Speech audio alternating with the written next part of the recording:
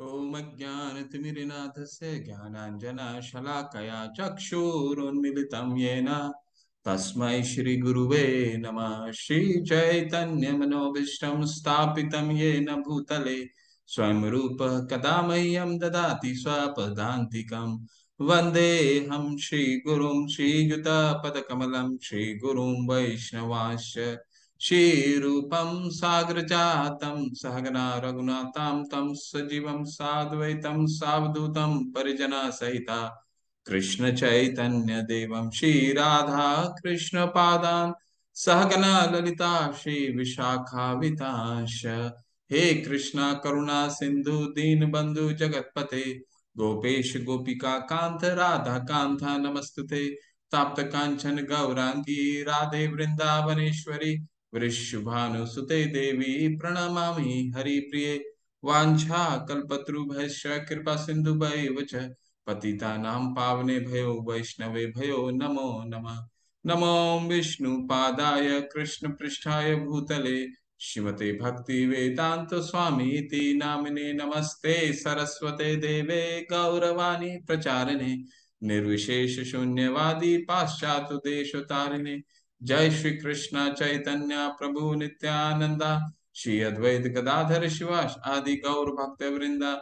नमो महावदानाय कृष्ण प्रेम पदायते कृष्णाय कृष्ण चैतन्य नामने गौरीतशे नमः। हरे कृष्णा कृष्णा कृष्णा हरे हरे हरे राम राम राम हरे हरे।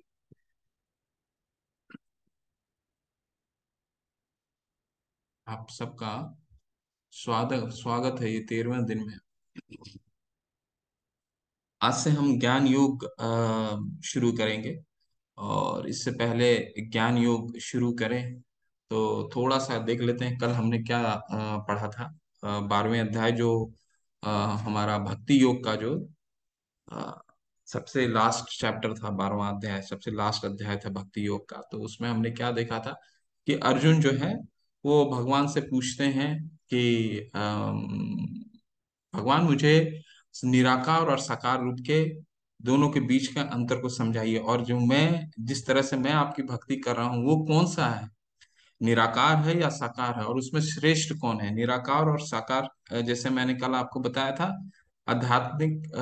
अध्यात्म के दो पहलू होते हैं, एक है निराकार और दूसरा है साकार। निराकार का अर्थ क्या हुआ, जो भगवान की शरीर से जो कांति निकलती है, ज्योति निकलती है, उसको जो उस ज्योति के प्रति जिनका श्रद्धा रहता है, जो उस ज्योति में लीन होना चाहते हैं, उनको निराकारवादी बोलते हैं या निर्विशेषवादी बोलते हैं। और जो भगवान के साकार रूप में पूजन करते हैं, जैसे अर्च विग्रह की पूजा करना, उनके फूल चढ़ाना, ये सब जो साकार जो हम जानते हैं, तो उनको साकारवादी बोलते हैं। ठीक है, तो इसमें अर्जुन को संशय था। संशय इसलिए उन्होंने पूछा ताकि हम बद्धजीव जान सकें कि, और ये निराकारवादियों जो निर्विशेषवादी होते हैं, उनको भी ये पता चल सके कि भगवान का क्या अंतिम मत है, कि वो क्या कहते हैं कि दोनों में से कौन सा श्रेष्ठ है। तो भगवान ने क्या बताया, भगवान ने बताया कि साकार रूप तो श्रेष्ठ है ही, लेकिन निराकार रूप है उसमें भी अंततः ज्ञान लेकर के सीढ़ी चढ़ते चढ़ते वो मेरे तक पहुंचते हैं। लेकिन जो जो प्रोसेस है वो बहुत ही कलेश है, कलेश वाला है। कैसा है, कलेशो अधिकतर शेषाम। ठीक है, कलेश कलेश भरा है। अव्यक्त आसक्त चेतसाम, यानी कलेश कलेश से भरा हुआ है। कलेशो अधिकतर तेषाम अव्यक्त आसक्त चेतसाम। तो जो अव्यक्त अवस्था है, यानी कि जो निराकारवादी है, वो बहुत ही कलेशों भरा है। क्यों कलेशों भरा है, क्योंकि उसे तो हम जो हमारा जो शरीर है, हम आज तक तो बिना शरीर के कुछ कल्पना भी नहीं कर पाते हैं। तो इस पे ध्यान करना कितना मुश्किल होगा, आप सोचिए। ठीक है, ध्यान करना कितना असंभव कार्य हो जाता है। तो इसी तरह जो साकारवादी हैं, और फिर भगवान बताते हैं कि साकार रूप से जो भगवान आते हैं हमसे साकार रूप में अपना प्रेम आदान प्रदान करते हैं। ठीक है, हम अर्श विग्रह को भोजन अर्पित करते हैं, वो उस भोजन को ग्रहण करते हैं, बशर्ते हमने उस भोजन को प्रेम पूर्वक उसको दिया हो, भगवान को अर्पित किया हो, फिर हम भगवान की सेवा करते हैं, पत्र पुष्प चढ़ाते हैं, फिर भगवान के आगे नाचते हैं, भगवान के आगे गाते हैं। ठीक है, तो ये साकार रूप में, और कितना रस का आस्वादन आता है। ठीक है, जो रस का आस्वादन साकार रूप में आता है वो निराकार रूप में कैसे आ सकता है? कि निराकार रूप में तो आप किसी को सिर्फ ध्यान लगा रहे हैं, एक ज्योति पे ध्यान लगा रहे हैं। ठीक है, तो वही बोल रहे हैं कि क्या करते हैं वो लोग, वो अपने इंद्रियों का द्वार को बंद कर देते हैं, प्राणायाम करते हैं। प्राणायाम क्या होता है? सांसों को रोकना को ही प्राणायाम नहीं बोला जाता है। प्राणायाम होता है कि अ, जो उनका वायु है, जो वायु को पूरा नियंत्रित करते हैं, ताकि वो जो इंद्रिय तृप्ति, इंद्रिय भोग है, ठीक है, अपान वायु और ऊपर का जो वायु है, दोनों को नियंत्रित करते हैं, ताकि वो अपने ध्यान को, जो भगवान, जो अपने इंद्रिय विषय के चीजें हैं उससे विरक्ति हो जाए। जो प्रत्याहार, जिसको हमने हमने सीखा था अष्टांग योग में, प्रत्याहार। तो प्रत्याहार में मतलब होता है कि वो इंद्रिय तृप्ति से बिल्कुल विलग हो जाए। ठीक है, तो ये मतलब होता है। तो पहले वो अपने इंद्रिय तृप्ति को हटाते हैं, फिर वो अपने शरीर को कई कष्ट भी देते हैं। ठीक है ना, बर्फ की सिल्ली, ठंडे पानी में बर्फ सिल्ली लगा करके वो खड़े हो जाते हैं, ताकि इंद्रिय तृप्ति, मतलब शरीर की जो अवस्था है, उनको, वो अवस्था से विलग होना चाहते हैं, अपने को कष्ट देते हैं।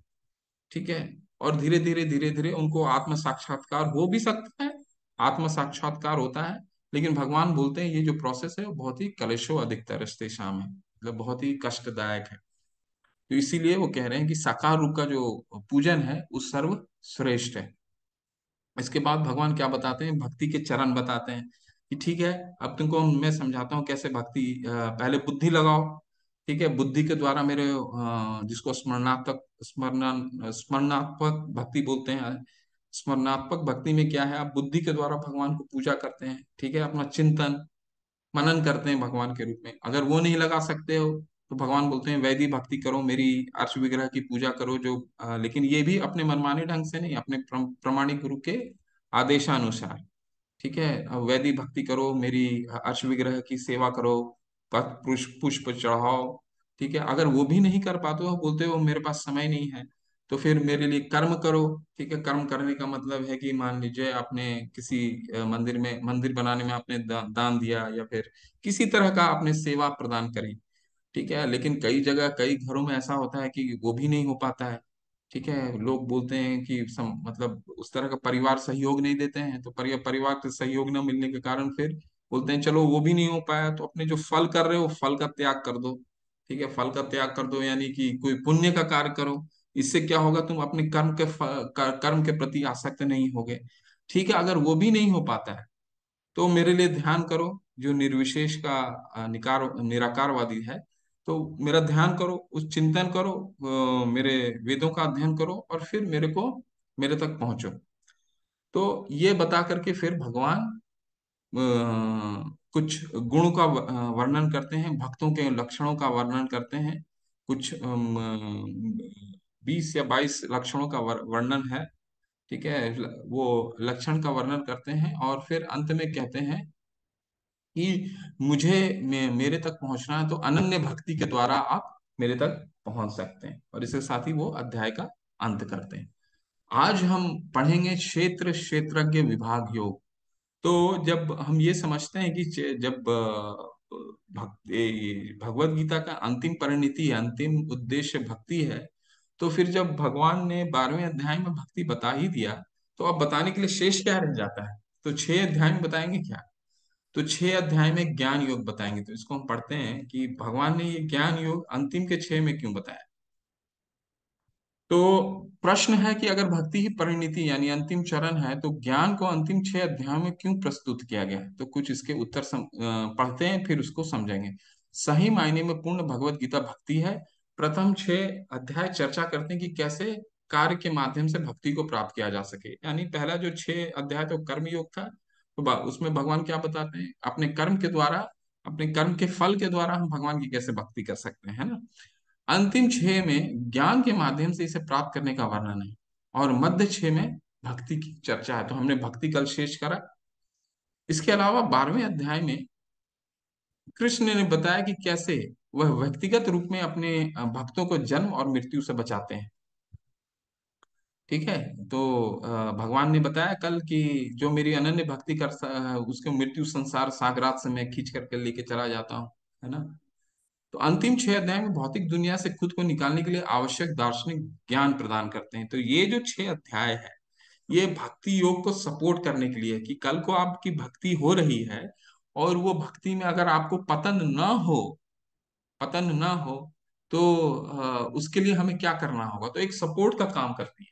ठीक है ना। तो इसलिए ज्ञान जो है वो अंतिम 6 में है। ये जो ज्ञान योग है, ये भक्ति को सपोर्ट करने के लिए, ज्ञान माया से छुटकारा पाने में सहायता करती है और हमें कृष्ण की ओर आकर्षित करती है।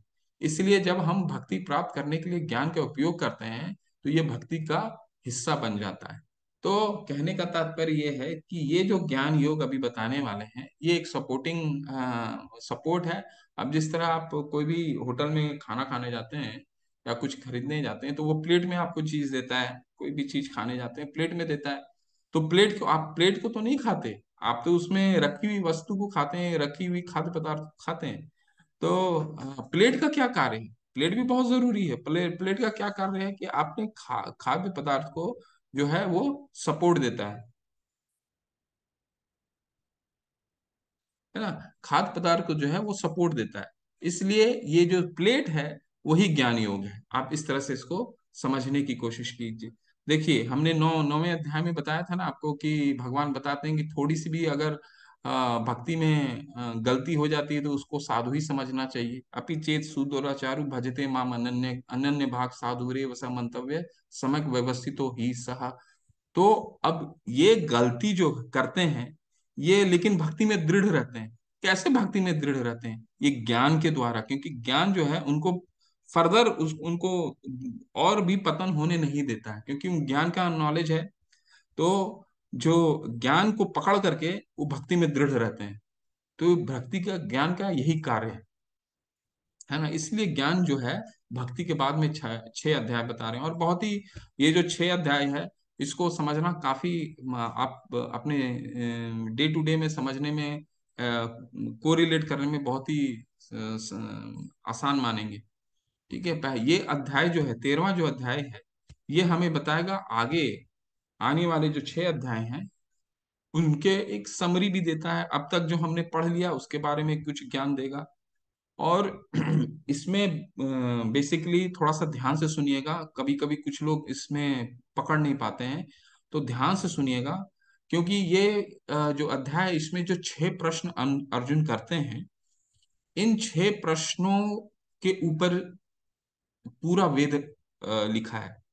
तो एक तरह से ये जो 13वां अध्याय है, एक वेदों का थोड़ा सा सार है। जो ये जो 6 प्रश्न है बहुत ही इंपॉर्टेंट प्रश्न है, इसको एक एक ध्यान से आप लोग सुनिएगा। अर्जुन उवाच प्रकृतिं पुरुषं च एव क्षेत्रं क्षेत्रज्ञमेव च एतद्विद्धुमिच्छामि ज्ञानं ज्ञे च केशवः। अब उसके उत्तर में भगवान क्या बताते हैं? श्री भगवान उवाच इदं शरीरं कौन्तेय क्षेत्रम इत अभिधीयते एतद्दयो वेति तम प्राहुं क्षेत्रज्ञम इति तद्विदः। अर्जुन ने कहा, हे कृष्ण, मैं प्रकृति एवं पुरुष यानी भोक्ता, क्षेत्र एवं क्षेत्रज्ञ तथा ज्ञान एवं ज्ञ के विषय में जानने की इच्छुक हूँ। ठीक है। अब ये जो 6 चीजें हैं, ये ध्यान में रखिए। अगर आप नोट कहीं कर सकते हैं, नोट करिए। ये 6 जो प्रश्न हैं, ये 6 प्रश्न के ऊपर पूरा अध्याय है। ठीक है। क्या प्रश्न है कि भगवान मुझे बताइए, प्रकृति कौन है, पुरुष कौन है, क्षेत्र क्या है, क्षेत्रज्ञ क्या है, ज्ञान क्या है, और ज्ञेय क्या है। ज्ञान का क्या, प्रकृति के क्या मतलब है? जिसके कारण हम यहाँ पे हैं, मैं आपसे बात कर रहा हूँ, आप यहाँ बैठे हैं, किन कारणों से हम दोनों यहाँ पे हैं, हम किस कारण से मैं मेरा ये शरीर मिला है, वो प्रकृति। ठीक है। पुरुष कौन है? ठीक है। ये समझेंगे कौन है पुरुष, जो इस प्रकृति का भोगता। लेकिन दो हैं, पुरुष भी दो हैं। ज्ञेय क्या है, क्षेत्र क्या है, क्षेत्रज्ञ क्या है, ज्ञान और ज्ञेय, इन 6 विषयों के बारे में पूरा अध्याय है। ठीक है। तो भगवान क्या कहते हैं? श्री भगवान ने कहा, हे कुंती पुत्र, यह शरीर क्षेत्र कहलाता है और इस क्षेत्र को जानने वाले क्षेत्रज्ञ कहलाते हैं। ठीक है। तो अब मान लीजिए क्षेत्र क्या है? क्षेत्र क्या है? ये शरीर है, जो हम शरीर धारण किए हुए हैं, इस शरीर को क्षेत्र कहते हैं। ठीक है। तो इसको और अच्छे से इसको हम अगले इसमें पढ़ेंगे। तो ये 6 प्रश्न हैं, इसको नोट कर लीजिए कहीं भी, और एक एक चीज को हम बहुत ही अच्छे से समझने की कोशिश करेंगे। अर्जुन ने क्या 6 प्रश्न करे? प्रकृति क्या है? पुरुष कौन होते हैं? क्षेत्र क्या होता है? क्षेत्रज्ञ क्या होता है? ज्ञानम क्या है? और ज्ञान का लक्ष्य क्या है? ठीक है, ये 6 प्रश्न। तो चलिए पढ़ते हैं। भगवान पहले उत्तर क्या दिए कि क्षेत्र क्या है? ये जो शरीर हम धारण किए हैं, इसको क्षेत्र कहते हैं। अब क्षेत्रज्ञ के बारे में बताते हैं। क्षेत्रज्ञम च अपि माम विविधि सर्व क्षेत्रषु भारत। क्षेत्र क्षेत्रज्ञ यो ज्ञानम यत ज्ञानम मतम मम। हे अर्जुन, आपको समझना चाहिए कि मैं भी सभी शरीरों का ज्ञाता हूँ, और इस शरीर और इस ज्ञाता को समझने को ज्ञान कहा जाता है, यही मेरी राय है। ठीक है। तो अभी थोड़ा सा इसको विस्तार से समझने की कोशिश करते हैं। क्या है भगवान पहला अर्जुन ने क्या पूछा? क्षेत्र क्या है? तो भगवान ने क्या उत्तर दिया? ये शरीर जो है, ये क्षेत्र है। इसके बाद दूसरा क्या प्रश्न था? क्षेत्रज्ञ। क्षेत्रज्ञ क्या क्या अर्थ होता है? कि ये जो शरीर को जानने वाले कौन है, उसको क्षेत्रज्ञ कहते हैं। ठीक है। इसके अगले वाले स्लाइड में हम और अच्छे से आपको इस उदाहरण से आप समझेंगे, लेकिन इससे पहले हम ये पढ़ लेते हैं, इसके बाद ये उदाहरण में जाएंगे। ठीक है। तो भगवान यहाँ क्या कह रहे हैं? क्षेत्रज्ञम च अपिमाम विविधिम सर्व क्षेत्रषु भारत। यानी इस शरीर को जानने वाले दो लोग हैं। पहला कौन है? जो इसमें आप देख रहे हैं, एक है आत्मा, और दूसरा है क्षेत्रज्ञम चापी माम, यानी मैं, चापी माम, मैं भी हूं और आत्मा भी है। बहुत लोग बोलते हैं ना, आत्मा और परमात्मा एक है। जो आप चित्र के माध्यम से देखने की, समझने की कोशिश कीजिए। ये शरीर जो है वो क्षेत्र है, और इसको जानने वाले को क्या कहते हैं? क्षेत्रज्ञ। क्षेत्रज्ञ कौन कौन है? दो लोग हैं। कौन? एक जो स्वयं के शरीर के बारे में जानता है, यानी उसको कहते हैं आत्मा, और जो आपके शरीर में भी है और सभी के शरीरों को जानता है, वो है परमात्मा। इसको अब एक और उदाहरण के से समझने की कोशिश करते हैं। मान लीजिए एक कोई किसान है। ठीक है। उसका एक जमीन है किसी राज्य में। ठीक है। राज्य में जमीन है। तो उस जमीन का मालिक कौन है? उस जमीन का ज्ञाता कौन है? ठीक है। वो जमीन क्या हो गया? वो क्षेत्र हो गया। जहां पे सारा कार्य है, वो क्षेत्र हो गया। और उसके जानने वाले कौन है? दो लोग उसको जानते हैं, उसकी जमीन के बारे में। कौन कौन? एक, वो जो किसान है जिनका उनका जमीन है। ठीक है। वो पहला हो गया क्षेत्रज्ञ। दूसरा कौन हो गया? चीफ मिनिस्टर, उस राज्य का चीफ मिनिस्टर या उस राज्य का राजा। ठीक है। वो भी जानता है कि ये किसान का वो जमीन है। लेकिन राजा के पास क्या है? राजा सभी राज्य के सभी जमीनों के बारे में जानता है, और उसके जमीन के बारे में भी जानता है। उसी तरह, ठीक उसी तरह, ये शरीर को आप खेत मानिए, और आत्मा क्या है? वो किसान, जो अपने खेत के बारे में जानता है। और दूसरा कौन रहता है? परमात्मा। यानी उस परमात्मा वो राजा को प्रतिनिधित्व करते हैं, जो आपके शरीर को भी जानता है और उस राज्य में और सभी के शरीर के बारे में वो जानता है। ठीक है। तो हर के क्षेत्र में, यानी हर के शरीर में दो ज्ञाता होते हैं, दो क्षेत्रज्ञ होते हैं, जो उस शरीर के बारे में जानते हैं। कौन कौन?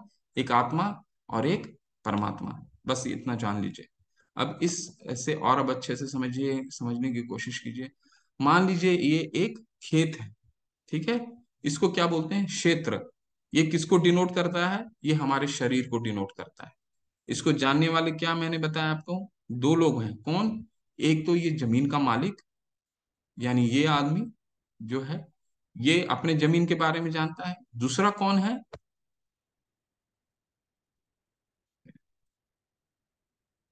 तो भगवान। ठीक है। तो ये भगवान तो सभी के बारे में जानते हैं, इस जमीन के बारे में जानते हैं, पूरे ब्रह्मांड के जितना है सबके बारे में जानते हैं। तो दो क्षेत्रज्ञ हुए। ठीक, अब आपको समझ में आया? अगर कुछ भी समझ में नहीं आता है, आप नोट करके रखिए, हम अंत में चर्चा करेंगे। ठीक है, तो अभी आप समझ लीजिए, ये क्षेत्र है और इसके दो ज्ञाता हैं। एक जो आत्मा है, ये जो किसान है ये आत्मा का रोल प्ले करेगा, और जो भगवान है, ठीक है, ये जो राजा है भगवान है वो परमात्मा। तो दो क्षेत्रज्ञ हो गए। ठीक है, अब देखते हैं भगवान आगे क्या बोल रहे हैं। विभिन्न वैदिक ग्रंथों में विभिन्न ऋषियों ने कार्यकलापों के क्षेत्र तथा उन कार्यकलापों के ज्ञाता के ज्ञान का वर्णन किया है। इसे विशेष रूप से वेदांत सूत्र में कार्य कारण के समस्त तर्क समेत प्रस्तुत किया गया है। देखिए, अब भगवान, तो आप समझिए भगवान को सब चीज मालूम है, क्योंकि वेदों का संकलन करता भी भगवान है, वेदों के जानने योग्य भी भगवान है, और वेदों को जानने वाले भी भगवान है। ठीक है, 15वें अध्याय में हम पढ़ेंगे, सम्मोहम सर्वभूतेषु हृदय वेदेषु सर्वरहमेव वेद्य वेदांत कृतवेद द्विदेव चाहम। यानी वेदों के जानने वाले भी भगवान है, वेदों के संकलन करता भी भगवान है, और वेदों को जानने वाले योग्य भी भगवान है। तो जब भगवान सारा शास्त्र को जानते हैं, इसके बाद भी यहाँ क्या बोल रहे हैं कि विभिन्न वैदिक ग्रंथों में विभिन्न ऋषियों ने कार्यकलापों के क्षेत्र तथा उनके कार्यकलापों के ज्ञाता का वर्णन किया, यानी कि वो भी रेफरेंस दे रहे हैं ऋषियों का। ठीक है, तो वो भी स्वयं अपना नहीं कह रहे हैं, वो अपना क्रेडेंशियल ऋषियों के माध्यम से दे रहे हैं। तो भगवान भी हमें सिखाते हैं कि हमें हमेशा प्रमाणिक गुरु के शरण में जाना चाहिए। ठीक है, जब कृष्ण के रूप में आए थे वो भी संदीपन मुनि के पास गए थे, है ना?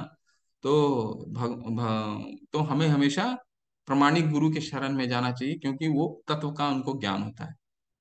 तो इसलिए ये बहुत महत्वपूर्ण है। आगे आगे बढ़ते हैं, क्या है ये जो स्लाइड है इसमें थोड़ा ध्यान से पढ़िएगा। ये हमने ये बेसिकली उपनिषद है, और जितना वेदों है उसका बहुत सार है ये जो अध्याय है। भगवान की शक्ति का प्राकट्य अन्य रूप में होता है, जिसका अर्थ है अस्तित्व के लिए भोजन अन्न पर निर्भरता। यह ब्रह्म की भौतिकतावादी अनुभूति है। ठीक है, तो देखिए, भगवान की अनुभूति चेतना के रूप में हम 5 तरीके से कर सकते हैं, 5। ठीक है, चेतना के रूप में पहला क्या है? अन्य रूप में होता है, जिसका अर्थ है अस्तित्व के लिए भोजन पर निर्भरता, यानी इसको बोलते हैं अन्नमय रूप, कि हम भगवान ही, हमको कुछ नहीं है, भगवान ही भोजन है, भोजन ही भगवान है। ठीक है, हमको जो अन्न मिल गया वो भगवान है। ठीक है, मान लीजिए आप बहुत भूखे हैं, आपके पास कुछ नहीं है खाने के लिए, कुछ भी नहीं है, आपके पास एक पैसा भी नहीं है, अगर आपको उस टाइम पे अगर एक अन्न मिल जाता है, तो वही उसको ही आप वो जो रूप में आते हैं वो अन्य रूप होता है, क्योंकि आप उसके अलावा कुछ नहीं सोचते हैं। एक जानवर अगर भूखा है, ठीक है, तो उसको अगर अन्न मिल जाता है तो उसको वो भगवान समझता है। तो भगवान का वो रूप, जो वो चेतना है, वो अन्य रूप, अन्नमय रूप बोला जाता है। ठीक है, जो हम में भी पाए जाते हैं और जानवरों में भी पाए जाते हैं। दूसरा क्या रूप है? अन्न में परम सत्य की अनुभूति करने के पश्चात फिर प्राणमय रूप में मनुष्य सजीव लक्षणों या जीवन रूपों में परम सत्य की अनुभूति करता है। तो ठीक है, अगर हमको अन्न मिल गया, तो इसके बाद हम किस रूप में, हम अपना डिफेंस, सिक्योरिटी, ठीक है, अपना प्राण, तो प्राण की जो सुरक्षा है वो भगवान उसके रूप में आते हैं, उसको बोलते हैं प्राणमयी रूप। ठीक है, जो अब हम, मेरा जान बच गया तो मतलब आप कहीं घिरे में हैं, बहुत तकलीफ में हैं, घिरे में हैं, जहां आपकी जान में आ गई, आप हो या एनिमल हो, कोई भी जान पे आ गई, उस समय उसे क्या लगेगा? उस समय यही लगेगा, क्योंकि उसकी अन्न की पूर्ति तो हो गई है, अब उसका क्या चाह है कि मैं बच जाऊं। ठीक है, मैं बच जाऊं। तो वहां भगवान किस रूप में आते हैं? प्राणमय रूप में। ठीक है, तो ये प्राणमय हो गया। थर्ड आता है ज्ञानमय रूप। ज्ञानमय रूप में ये अनुभूति सजीव लक्षणों से आगे बढ़कर चिंतन, अनुभव तथा आकांक्षा तक पहुंचती है। तो इसके बाद क्या आ जाता है? इसके बाद थर्ड स्टेप है चिंतन और अनुभूति। अनुभूति का रूप में भगवान आते हैं। अब जैसे आप एक कुत्ते को आप खाना खिलाते हैं, ठीक है, रोटी दे दीजिए, उसको कहीं ना कहीं अनुभूति हो जाती है, तो अगले दिन फिर वो आपके पास वहां पे आएगा। तो ये जो अनुभूति है, इसको ज्ञानमय रूप में भगवान, इसको ज्ञानमय रूप बोला जाता है भगवान का। ठीक है। तो ये जो अनुभूति है ये हम में भी पाए जाते हैं और जानवरों में भी पाए जाते हैं। पहला हमने क्या देखा, अन्नमय रूप। भगवान अन्न के रूप में आते हैं, जब हमारे पास कुछ नहीं होता है तो अन्न के रूप में आते हैं, ठीक है, कि अन्न मिल गया तो वही भगवान है। दूसरा, जब हमारी खाने की तुष्टि हो जाती है तो भगवान किस रूप में आती हैं, डिफेंस के, हमारे प्राण के रूप में, तो प्राणमय रूप, ठीक है, वो भी हो गया। इसके बाद अनुभूति, कि हमको कुछ अनुभूति होने लग जाता है, ठीक है, तो उसको कहते हैं ज्ञानमय रूप। अब इसके बाद के जो दो रूप हैं वो सिर्फ मनुष्य में पाए जाते हैं और भगवान में पाए जाते हैं। वो क्या है, तब ब्रह्म की उच्चतर अनुभूति होती है जिससे विज्ञानमय रूप कहते हैं, जिससे जीव के मन तथा जीवन के लक्षणों के जीव से भिन्न समझा जाता है, ठीक है। तो बकरे को, आप बकरियों को देखिएगा, अगर वो लाइन में लगी रहती है, ठीक है, उसको बस घास दे दीजिए, वो खाते रहता है, ठीक है, खाते रहता है, उसे पता नहीं कि अगले ही क्षण उसका वध होने वाला है, ठीक है, वध होने वाला है। उसके लिए तो अन्न जो सामने पड़ा है वही भगवान है। लेकिन मनुष्य, यहाँ मनुष्य में डिफरेंस हो जाता है। क्यों? मनुष्य को खड़ा करिएगा तो उसे समझ में आ जाएगा। तो ये जो अनुभूति है, अर्थात तो ब्रह्म जिज्ञासा, यानी वो जिज्ञासा करने की उसकी अनुभूति, मैं यहाँ क्यों आया हूँ, मेरा लक्ष्य क्या है, ठीक है, ये मनुष्य में पाया जाता है। इसको विज्ञानमय मनोमय रूप भी बोला जाता है। अंत में क्या है, जब ये अनुभूति हो जाती है तो अंत में आता है, इसके पश्चात परम अवस्था आती है जो आनंदमय है, और अर्थात सर्व आनंदमय प्रकृति की अनुभूति है। इस प्रकार से ब्रह्म अनुभूति के पांच अवस्थाएं हैं जिन्हें ब्रह्म पुंज कहा जाता है, ठीक है। और लास्ट वाले पढ़ लेते हैं, इसके बाद समझाता हूं आपको। इनमें से प्रथम तीन, अन्नमय, प्राणमय और ज्ञानमय अवस्थाएं, जीवों के कार्यकलापों के क्षेत्रों से संबंधित होती हैं। परमेश्वर इन कार्यकलापों के क्षेत्र से परे हैं और आनंदमय हैं, ठीक है।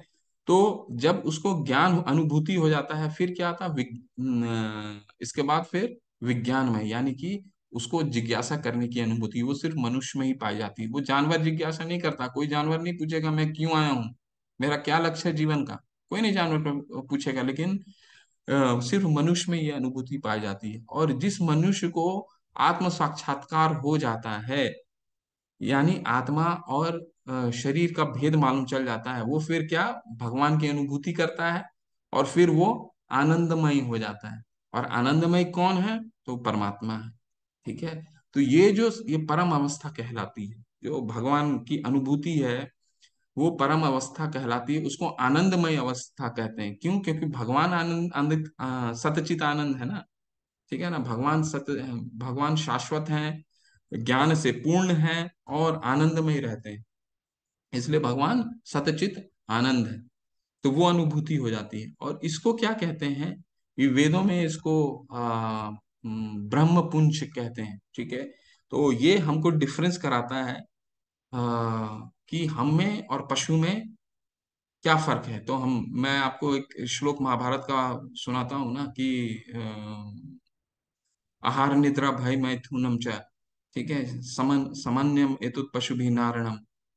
यानी कि हम में और पशु में क्या डिफरेंस आता है, कि हम में चेतना होती है जिज्ञासा करने की, जिसको विज्ञान में ही कहते हैं। और जब उसको चेतना पूरी तरह विकसित हो जाती है और भगवान की अनुभूति होती है, आत्म साक्षात्कार होता है, तो उसे आनंदमय परम अवस्था बोलते हैं। इसको ब्रह्म पुच्छ बोलते हैं, ये 5 स्टेप प्रोसेस को। तो इसको एक ग्राफ से समझ लेते हैं। तो पहली अवस्था क्या मैंने बताया आपको, आनंदमय, अन्नमय, यानी अन्य रूप में भगवान आते हैं, चेतना अन्नमय के रूप में, फिर प्राणमय। इसके बाद जब मतलब जीवन, सांस, हमारा जीवन मिल गया तो वो प्राण हो गया। फिर ज्ञान में, इसको मनोमय भी बोलते हैं, ठीक है। मनोमय मन मतलब उसकी अनुभूति होने लग जाती है, जो मैंने उदाहरण समझाया कि अगर कुत्ते को भी अनुभूति हो जाती है कि आप उसको रोटी दीजिए तो उसको भी अनुभूति हो जाए कि अगले दिन वो आएगा आपसे खाने के लिए। इसके बाद की जो ऊपर की दो अवस्थाएं हैं वो सिर्फ मनुष्य की अवस्था है, मनुष्य में ही वो हो सकता है, वो विज्ञान में ही है और आनंद में ही है। आगे बढ़ते हैं। पंच महाभूत, अहंकार। अब हम जानेंगे इस क्षेत्र के बारे में। क्षेत्र मतलब जो हमारा शरीर है, इन किन एलिमेंटों से बना हुआ है, ये ध्यान से सुन लीजिएगा कि बना हुआ कैसे है शरीर। तो पंच महाभूत, अहंकार, बुद्धि, अव्यक्त, गुणों की अप्रकट अवस्था, 10 इंद्रियां तथा मन, 5 इंद्रिय विषय, इच्छा, द्वेष, सुख, दुख, संघात, जीवन के लक्षण तथा धैर्य, इन शब्द को संक्षेप में कर्म का क्षेत्र तथा उनके अंत क्रियाएं यानी विकार कहा जाता है। तो जो हमारा शरीर है वो बेसिकली 24 एलिमेंट से बना हुआ है। जो इसमें कवर हो रहा है 24 एलिमेंट्स, वो क्या है? पहला पंचभूत। ठीक है, पांच पंचभूत होता है। ठीक है, वो डिटेल में आप जानना चाहते हो तो, क्योंकि अभी समय हो जाएगा। तो पंचभूत है, 5 भूत है, पृथ्वी, जल, अग्नि, वायु, आकाश। और पृथ्वी, जल, अग्नि, वायु, आकाश। और पृथ्वी, जल, अग्नि, वायु, आकाश, 5 हो गए।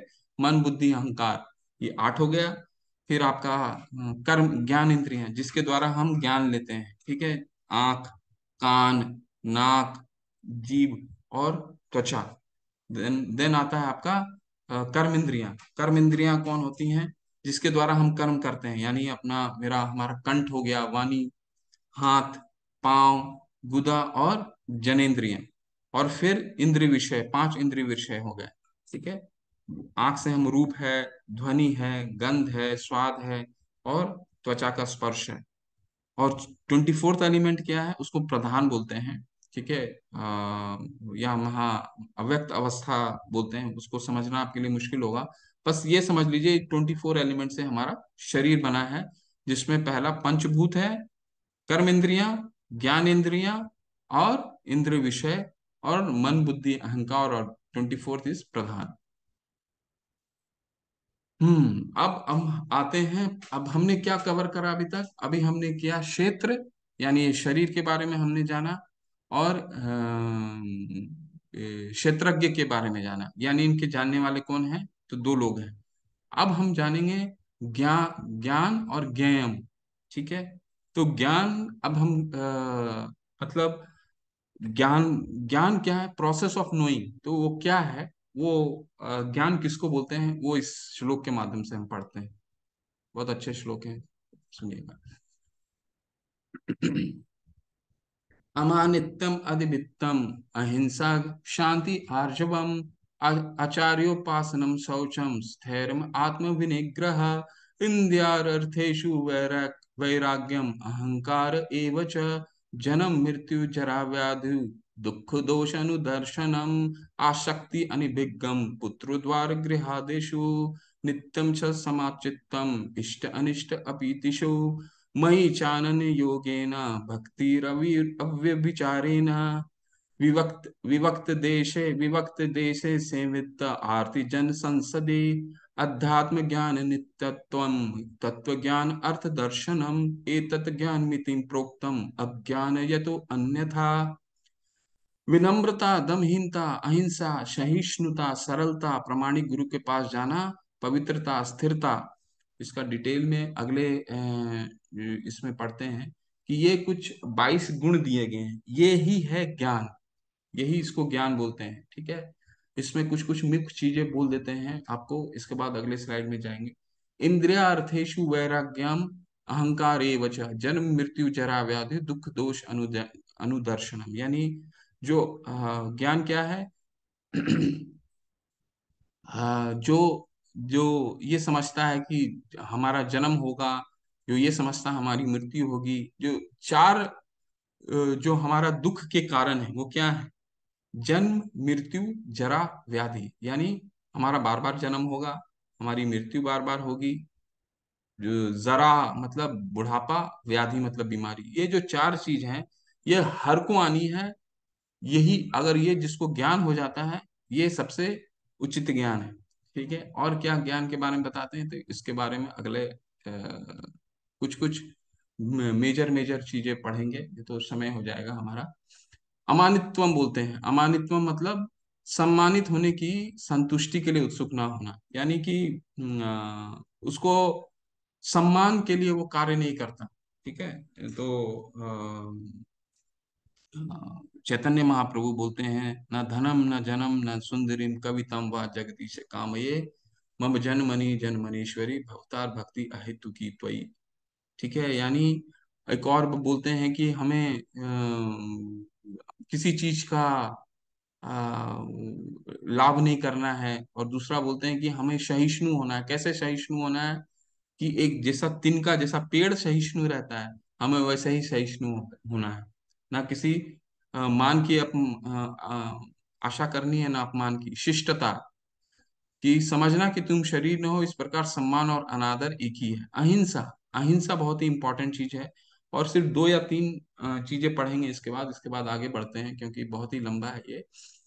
अहिंसा का क्या मतलब है? हमारा अहिंसा का ये होता है कि हिंसा न करना को हम अहिंसा कहते हैं, लेकिन शास्त्रों में क्या लिखा है?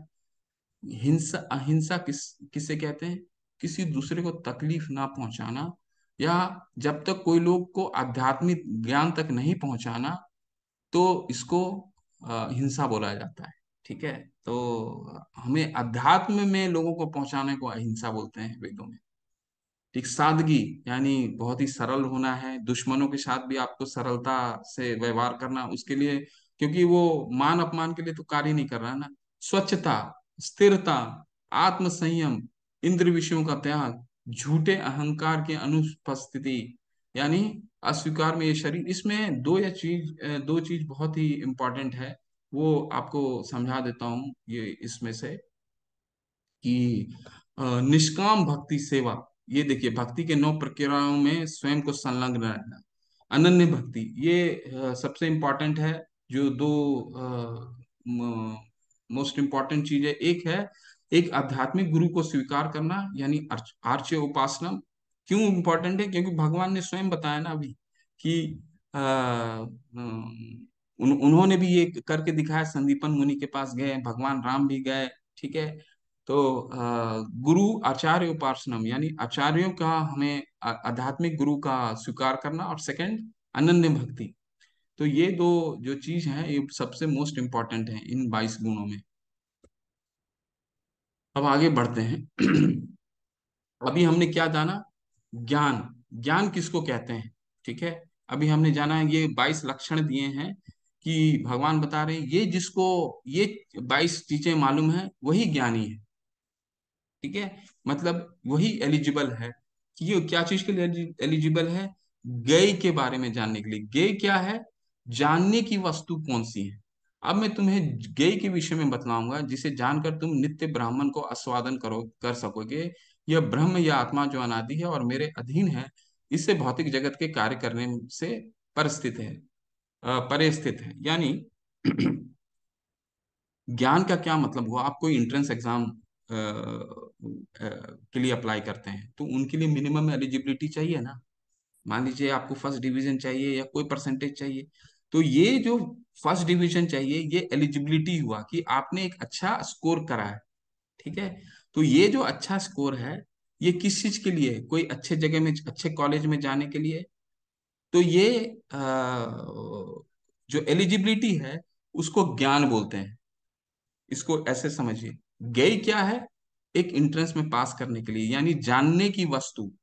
तो जानने की वस्तु क्या है? भगवान अभी इस वाले श्लोक में बताएं कि जानने की वस्तु ज्ञेय जो है, वो है आत्मा। पहला, फर्स्ट इज आत्मा। अभी सेकंड एक और बताएंगे। सर्व इंद्रिय गुणाभासम, सर्व इंद्रिय विवर्जितम, असक्तम सर्वभृचैव, निर्गुण गुण भोक्तृत्व च। परमात्मा समस्त इंद्रियों के मूल स्रोत हैं, फिर भी वे इंद्रियों से रहित हैं। वे समस्त जीवों के पालन करता होकर भी अनासक्त हैं। वे प्रकृति के समस्त गुणों के स्वामी हैं। तो अब ये दूसरा विषय बता रहे हैं। पहला क्या बताया उन्होंने? कि आत्मा। जानने की वस्तु क्या है? जानने की ज्ञेय क्या है, मतलब लक्ष्य क्या है जानने का? पहला बताएं आत्मा, दूसरा क्या बता रहे हैं? परमात्मा। अब देखिए, इस श्लोक को हम इस तरह से समझिए कि यहाँ क्या बता रहे हैं कि भगवान सारे हमारे इंद्रियों के मूल स्रोत हैं। अब उदाहरण के रूप में, आप एक रूम में बैठे हुए हैं। ठीक है। मूल रूम में आपका बल्ब लगा हुआ है। तो बल्ब को स्विच ऑन और स्विच ऑफ कैसे कर सकते हैं? आप बस, आपके पास जो बटन है उसको स्विच ऑन स्विच ऑफ कर सकते हैं। ठीक है। यानी आपको क्या लगता है कि ये मेरे ही, मैं कंट्रोल कर रहा हूं इसका स्विच ऑन स्विच ऑफ। लेकिन असली कंट्रोल कहाँ है? जो बिजली जिस घर से आती है, पावर हाउस। ठीक है। मान लीजिए उस पावर हाउस से उसने बिजली बंद कर दिया, तो आप जितना भी उस बटन को दबाते रहिए, वो बल्ब नहीं जलने वाला है। तो कहने का तात्पर्य क्या है कि जो हमारी इंद्रियां हैं, उसका भी मूल स्रोत परमात्मा है। तो उन उनके द्वारा ही ये संचालित होती है हमारी इंद्रियां भी। जो हम कुछ कर रहे हैं, अभी मैं बोल रहा हूँ, ठीक है, हम अपने तरीके से हैं, हम मैं नहीं बोल रहा हूँ, मेरी ये जो बोलने की शक्ति है भगवान ने दी है। तो हमारी ये बोलने का जो इंद्रिय है, इसको कंट्रोल कौन कर रहे हैं? भगवान कर रहे हैं। ठीक है, हम खाना खाते हैं, ठीक है, खाना भी हम खाते हैं, तो हमें क्या मालूम होता है कि क्या हम खाना खा रहे हैं वो पचेगा नहीं पचेगा? तो पचाने की शक्ति कौन देते हैं? भगवान देते हैं। ठीक है, तो इसी तरह से इसको हमें समझना होगा कि इंद्रियों को जो कंट्रोल करते हैं, वो भगवान ही करते हैं। आगे बढ़ते हैं। परम सत्य समस्त जीवों, चर और अचर के बाहर तथा भीतर स्थित हैं। वे भौतिक इंद्रियों के द्वारा जानने या देखने से परे हैं। यद्यपि वे अत्यंत दूर रहते हैं, किंतु हम सबों के निकट भी रहते हैं। तो भगवान क्या है? वो हमारे अंदर रहते हैं सभी। बहिर नृसिंगा, हृदय नृसिंगा, यानी बाहर भी रहते हैं और हमारे मन के अंदर भी रहते हैं। वो हर जगह रहते हैं कि हम उनको नहीं देख पाएंगे। क्यों नहीं देख पाएंगे? क्योंकि हमारी आंखें जो हैं वो तो भौतिक है ना, और हमारे में हमारी इंद्रियां जो हैं वो संयमित हैं। हम भौतिक आंखों से भगवान को कैसे देख सकते हैं? जब तक हम अनन्य भक्ति के द्वारा नहीं होगा, तब तक हम नहीं देख सकते हैं। ठीक है। तो यही कह रहे हैं कि वे अत्यंत दूर रहते हैं, किंतु हम सबों के निकट भी हैं। तो हम आरती करते हैं ना हम लोग, ये तो बाहिर निरसंग, बाहर भी हैं अंदर भी हैं, है ना। परम सत्य समस्त जीवों, चर चचा अचर के बाहर तथा भीतर स्थित हैं। सूक्ष्म होने के कारण वे भौतिक इंद्रियों के द्वारा जानने या देखने से परे हैं। यद्यपि वे अत्यंत दूर रहते, किंतु हम सबों के निकट भी हैं। तो ब्रह्मा जी बोलते हैं ना कि हम तो अपनी भौतिक इंद्रिया से भगवान को नहीं देख पाएंगे। वो हमारे पास हैं, हमारे आसपास ही हैं, लेकिन हमारा भौतिक भौतिक हमारा नेत्र थोड़ी है उनको देखने के लिए। हम नहीं देख सकते। उनको देखने के लिए क्या चाहिए? तो ब्रह्मा जी बोलते हैं, प्रेमांजन अछुरित भक्ति विलोचनेन। हमारा जो अंजन होना चाहिए वो प्रेम का होना चाहिए, और जो आंखें होनी चाहिए वो भक्ति की होनी चाहिए, अनन्य भक्ति। वो तो हर जगह है, हमारे आसपास हर जगह है। ठीक है, तो भगवान तो बोले ना, हम मैं एक कण कण में विराजमान हूँ, हर एक कण में भगवान है। लेकिन हम अपनी भौतिक आंखों से भगवान को नहीं देख सकते। वे समस्त प्रकाशमान वस्तुओं के प्रकाश स्रोत हैं। वे भौतिक अंधकार से परे हैं और अगोचर हैं। वे ज्ञान हैं, ज्ञेय हैं और जानने के लक्ष्य हैं। तो भगवान यहाँ पे, भगवान बिल्कुल क्लियर बता दिए हैं कि वो ज्ञान है, जानने के लक्ष्य भी भगवान है, वे सबके हृदय में स्थित हैं। तो यहाँ जो अंधकार की बात हो रही है, ये हमारा कौन सा अंधकार है? माया का अंधकार। ठीक है। तो जहां भगवान की रोशनी होगी, जहां हम भगवान के साथ हमारा रिश्ता बनेगा, वहां माया और ये अंधकार हो ही नहीं सकता। तो वही भगवान कह रहे हैं कि वे भौतिक अंधकार से परे हैं और अगोचर हैं। तो हम जब तक माया के द्वारा संचालित होते हैं, तब तक हमें दुख तकलीफ सब आएगा। लेकिन जैसे ही हम भगवान के साथ रिश्ता जोड़ते हैं, वो धीरे धीरे, क्योंकि जहां सूर्य है, जहां सूरज की रोशनी है, वहां तो अंधेरा हो ही नहीं सकता। अंधेरा कब आता है, छाया कब पड़ता है? जब हम सूरज से उलट जाते हैं, हम उल्टे डायरेक्शन में चलते हैं, तब छाया आता है। ठीक है, तो जहां भगवान है, वहां तो माया आ ही नहीं सकता। ठीक है, वहां तो प्रकाश ही प्रकाश है। और कौन सा प्रकाश है? ज्ञान का प्रकाश है।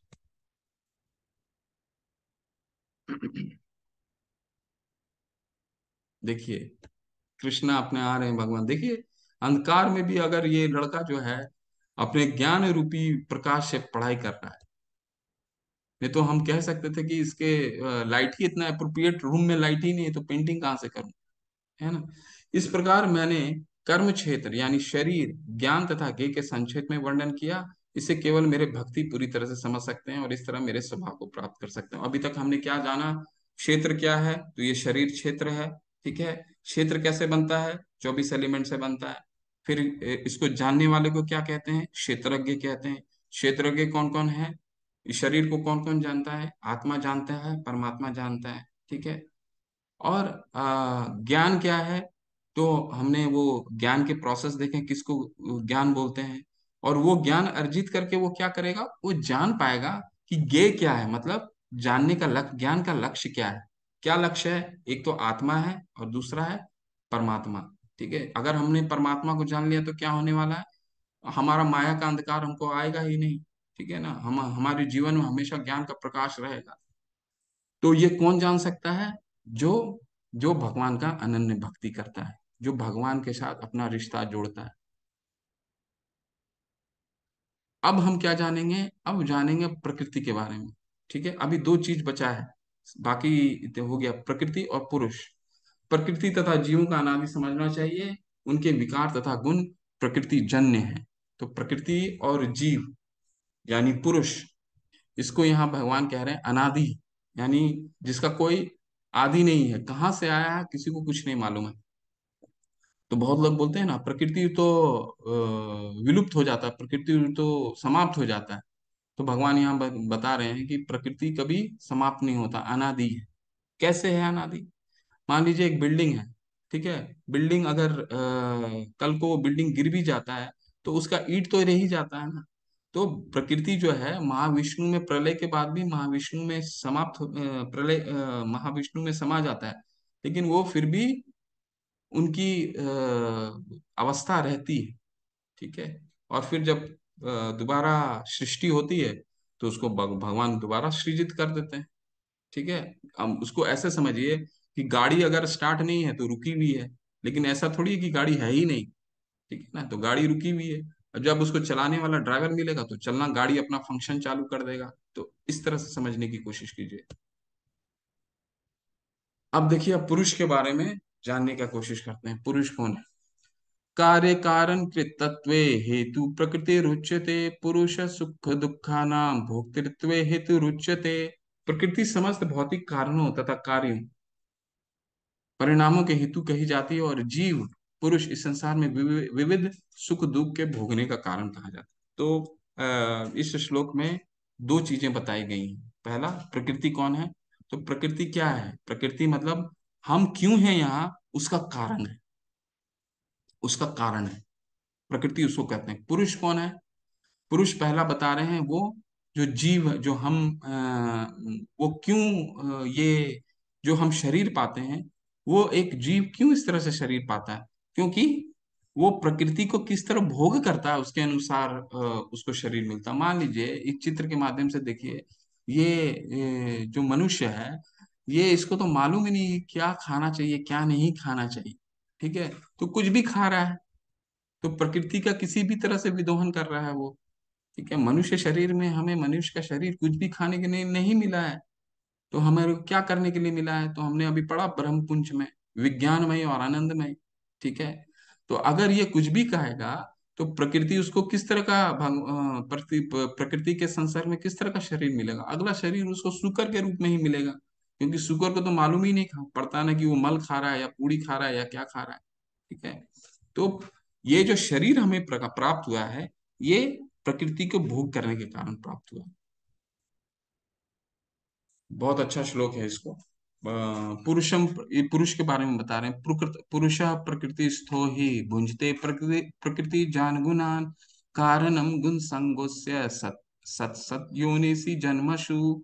इस प्रकार जीव प्रकृति के तीन गुणों का भोग करता हुआ पर प्रकृति में ही जीवन बिताता है।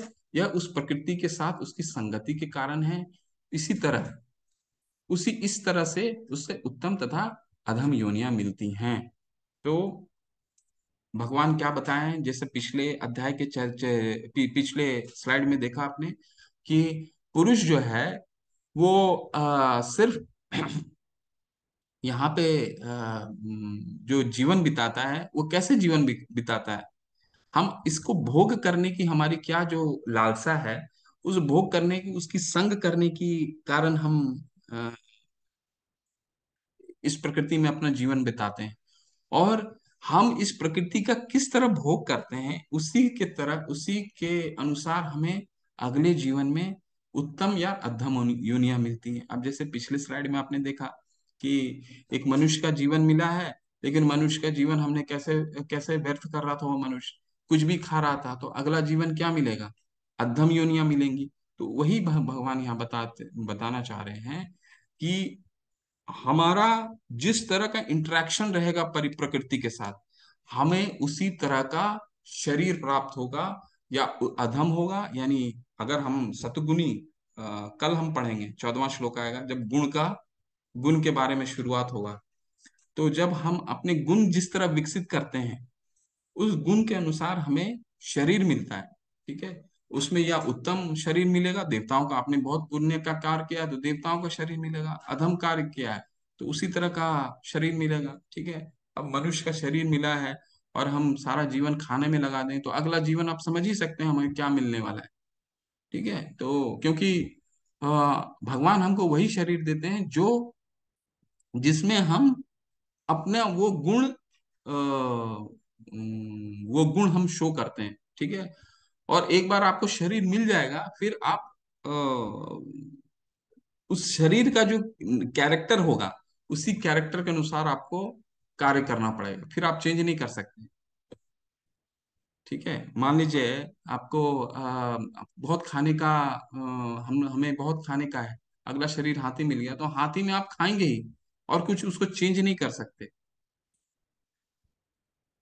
हाँ, अब हम एक पुरुष हमने देख लिया, कौन सा पुरुष था यहाँ, एक पुरुष तो हमारे बारे में है, जो आत्मा है। दूसरा पुरुष अब आ रहे हैं, उपदृष्टा अनुमंता च भर्ता भोक्ता महेश्वर परमात्मेति चाप्युक्तो देहिनस्मिन् पुरुषः पर।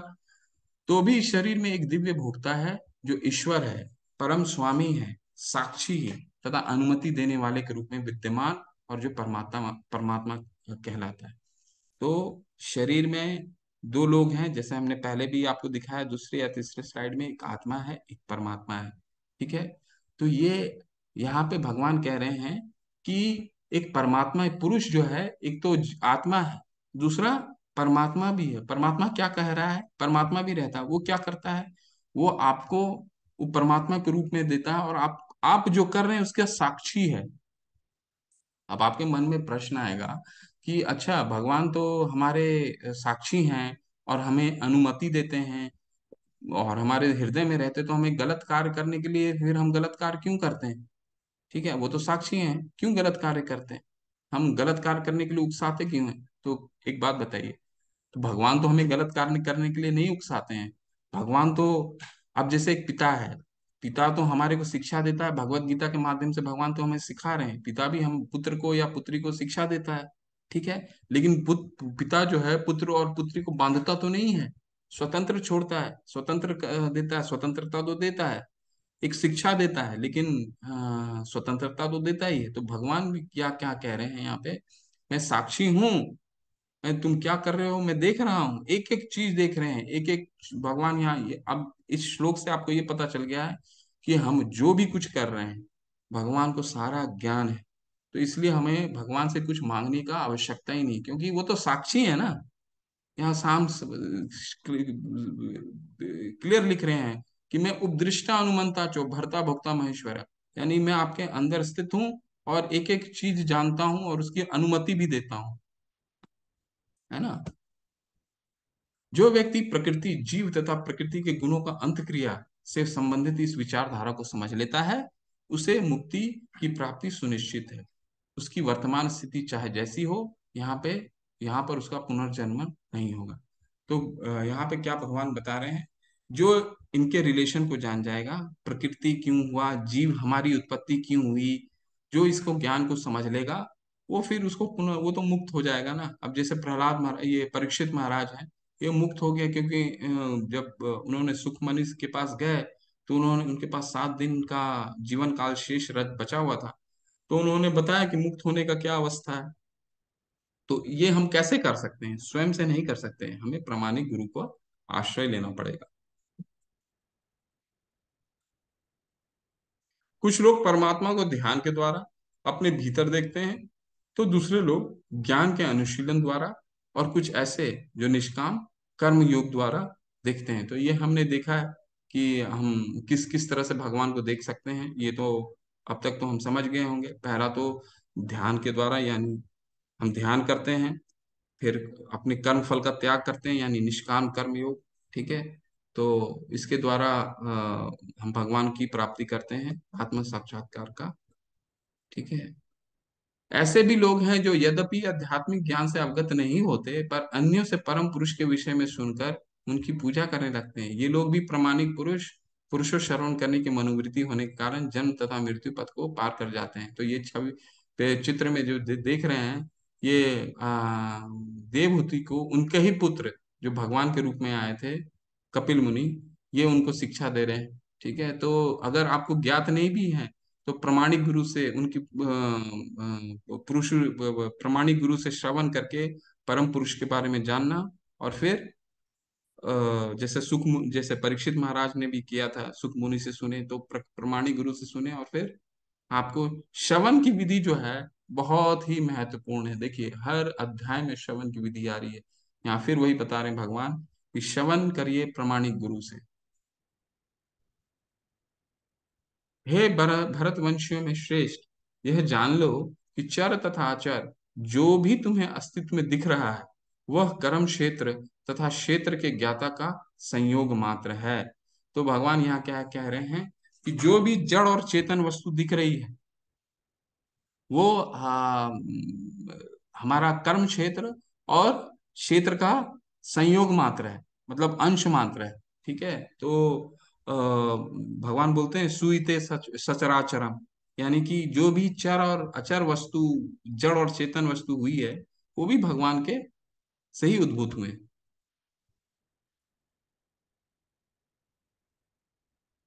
समः सर्वेषु भूतेषु तिष्ठन्त परमेश्वरं विनश्यन्तं विषयन्तः यः पश्यति स पश्यति। जो परमात्मा को समस्त शरीरों में आत्मा के साथ देखता है, और जो यह समझता है कि इस नश्वर शरीर के भीतर न तो आत्मा न ही परमात्मा कभी भी विनष्ट होता है, वही वास्तव में देखता है। तो भगवान यहाँ पे कई लोग को बोलते हैं, कई लोग बोलते हैं ना कि आत्मा परमात्मा तो एक ही है, तो भगवान तो यहाँ क्लियर बता रहे हैं ना कि आत्मा अलग है और परमात्मा अलग है, दोनों भिन्न है। आत्मा क्या है, परमात्मा कौन है? परमात्मा उपदृष्टा अनुमंता च भर्ता भोक्ता महेश्वर परमात्मेति चाप्युक्तो देहिन अस्मिन पुरुषः परा। यानी परमात्मा जो है आत्मा के साक्षी, आत्मा जो कार्य कर रहा है उसके साक्षी हैं, लेकिन हमारे हृदय में दोनों लोग विराजमान हैं। और ये जिसको ये दोनों का ज्ञान होता है, वो मुक्त पुरुष है।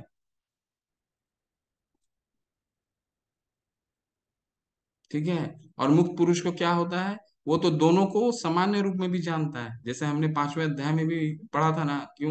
क्योंकि वो सबका सबको भगवान के अंश समझता है। विद्या विना संपन्ने ब्राह्मणे गवि हस्तनि सुनि चैव सपाके च पंडिता समदर्शिना। कि जिसको ये ज्ञात होता है कि सारे जीव जो हैं परमात्मा के अंश हैं, तो सबके साथ समान भाव रहता है, चाहे वो चंडाल हो, चाहे कुत्ता हो, चाहे हाथी हो। ठीक है। या ब्राह्मण हो। विद्या विनय संपन्ने ब्राह्मणे गवि हस्तनि सुनी चैव सपाके च पंडिता समदर्शिना। जो व्यक्ति परमात्मा के सर्वत्र तथा प्रत्येक जीव में समान रूप से वर्तमान देखता है, वह अपने मन के द्वारा अपने आप को भ्रष्ट नहीं करता। इस प्रकार वह दिव्य गंतव्य को प्राप्त करता है। तो जो जो व्यक्ति परमात्मा को सर्वत्र तथा प्रत्येक जीव में समान रूप से देखता है, यानी कि उसे ये ज्ञात हो गया है कि जितने जीव हैं वो सब में परमात्मा विराजमान है। इसीलिए तो भगवान बताते हैं कि वो अपने उसका कोई शत्रु नहीं होता। क्यों नहीं शत्रु होता? क्योंकि वो देख लेता कि सामने जो शत्रु है उसके भी शरीर में आत्मा है, परमात्मा है। ठीक है। तो उसके शरीर में भी परमात्मा है, तो यानी तो उसके लिए वो पूजनीय हो गया ना, तो शत्रु तो रहा ही नहीं। क्योंकि सभी जीव में अगर आप परमात्मा विराजमान है, तो आपका शत्रु कोई हो ही नहीं सकता। भगवान का भक्त किसी का शत्रु हो ही नहीं सकता, क्योंकि सबको वो भगवान का अंश के रूप में देखता है। जो यह देखता है कि सारे कार्य शरीर द्वारा संपन्न किए जाते हैं, जिसकी उत्पत्ति प्रकृति से हुई है, और जो देखता है कि आत्मा कुछ भी नहीं करता, वही यथार्थ में देखता है। तो कहने का क्या तात्पर्य है कि देखिए इस चित्र के माध्यम से समझने की कोशिश कीजिए। उसको असली ज्ञाता कौन है, किसको ज्ञान है कि हमें शरीर जो ये मिला है, ये हमारे प्रकृति को हमने कुछ जरूर अच्छा कार्य करा होगा, तभी हमें मनुष्य का शरीर मिला है, नहीं तो हमें पशु का शरीर मिला होता। ये हमको पहला ज्ञान। दूसरा ज्ञान कि हमें ये समझ में आ गया कि हमें मनुष्य का शरीर मिला है, तो जरूर हम आहार निद्रा भय मैथुन चम ये चार चीजों से ऊपर के लिए मिला है, भगवान ने हमको ये शरीर दिया। ठीक है। ये हमारा दूसरा ज्ञान हो गया। तीसरा क्या ज्ञान हो गया कि आत्मा जो है, परमात्मा साक्षी है, हम जो भी कुछ कर रहे हैं, अगर हम कहीं कुछ गलत कार्य भी कर रहे हैं तो याद रखिए, हमें परमात्मा हमें देख रहे हैं अंदर से कि हम क्या गलत और क्या सही कार्य कर रहे हैं। जिसको ये पूर्ण ज्ञान है कि हमारे भीतर आत्मा और परमात्मा है और शरीर हमारे गुणों के हिसाब से मिला है, तो वही यथार्थ में चीजों को देख पाता है, ऐसा भगवान बताते हैं। यद्यपि आकाश सर्वव्यापी है, किंतु अपनी सूक्ष्म प्रकृति के कारण किसी वस्तु से लिप्त नहीं होती, उसी तरह ब्रह्म दृष्टि में स्थित आत्मा शरीर में स्थित रहते हुए भी शरीर से लिप्त नहीं होती। तो कहने का क्या मतलब है? कहने का क्या मतलब है कि ये जिस तरह जो आकाश है वो हर जगह है, लेकिन वो प्रकृति में संजोग आकर के वो धूमिल नहीं होती या गंदगी उसमें नहीं आती, उसी तरह आत्मा जो क्या है वो परमात्मा का अंश के रूप में है, तो वो इस शरीर के गंदे कार्यों में लिप्त नहीं होता, वो उनसे भिन्न रहता है। हे भरत पुत्र, जिस प्रकार सूर्य अकेले इस सारे ब्रह्मांड को प्रकाशित करता है, उसी प्रकार शरीर के भीतर स्थित एक आत्मा सारे शरीर को चेतना से प्रकाशित करती है। तो यहाँ भगवान बताते हैं कि आत्मा का रोल क्या है। आत्मा क्या करती है? चेतना देती है, चेतना द्वारा भगवान को अपने हमारे शरीर को प्रकाशित करती है।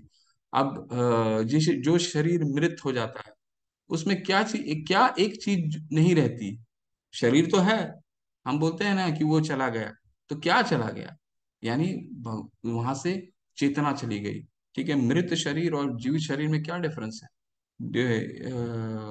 आत्मा जो चेतना देती है उसका डिफरेंस, जो बल्ब, जो एक बल्ब तो ऐसी निर्जीव है, लेकिन वो बल्ब कब फंक्शन में करता है? उससे जब वो लाइट प्रकाशित करता है। ठीक है, तो आत्मा का रोल क्या है?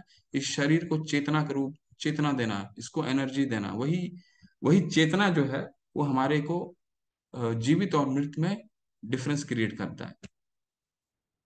जो लोग ज्ञान के चक्षुओं से शरीर तथा शरीर के ज्ञाता के अंतर को देखते हैं और भव बंधन से मुक्ति की विधि को भी जानते हैं, उन्हें परम लक्ष्य प्राप्त होता है। तो ज्ञान की चक्षु, यानी कि ज्ञान का क्या चक्षु हुआ?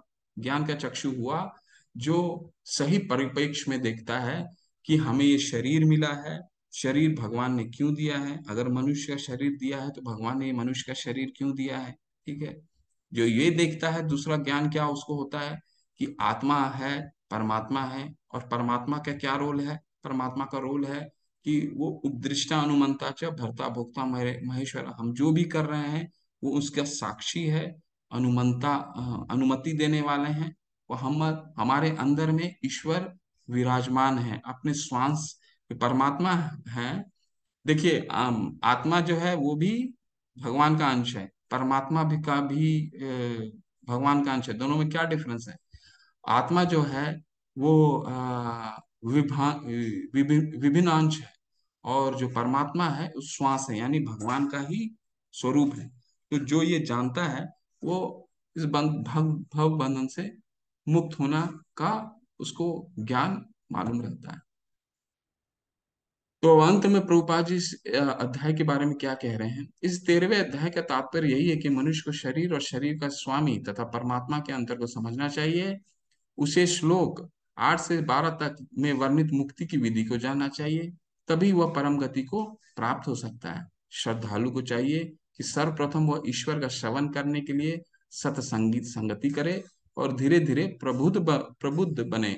यदि गुरु स्वीकार कर लिया जाए तो पदार्थ तथा आत्मा को अंतर को समझा जा सकता है, और यही अग्रिम आत्म साक्षात्कार के लिए शुभारंभ बन जाता है। गुरु अनेक प्रकार के उपदेशों से अपने शिष्यों को देहात्म बुद्धि से मुक्त होने की शिक्षा देते हैं।